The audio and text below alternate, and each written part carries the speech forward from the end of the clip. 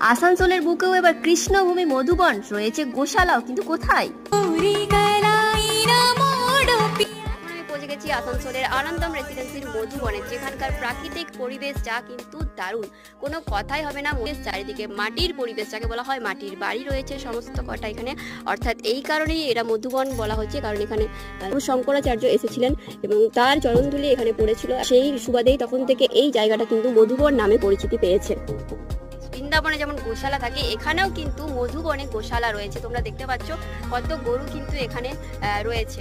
তোমরাও কি চাও এরকম প্রাকৃতিক সৌন্দর্যে ভরা দূষণমুক্ত পরিবেশে নিজেদের স্বপ্নের বাড়ি বানাতে, যেখানে হসপিটাল থেকে শুরু করে school, college, Asansol market, GT road সবকিছু থাকবে খুবই সামনে? তাহলে এই ইনফরমেশনটা তোমাদের জন্য। তো চলো নিয়ে যাই সেই স্বপ্নের ঠিকানায়, আনন্দম রেসিডেন্সিতে। কৃষ্ণভূমি মধুবন যেখানে রয়েছে মহাদেব, তুলসী মাতা, গণপতি বাপ্পা, বটসাবিত্রী এবং আরো অনেক দেবদেবী। সমস্ত পুজো পার্বণ এখানে হয়ে থাকে। সব থেকে বড় ব্যাপার, এখানে 18,000 বড় গাছ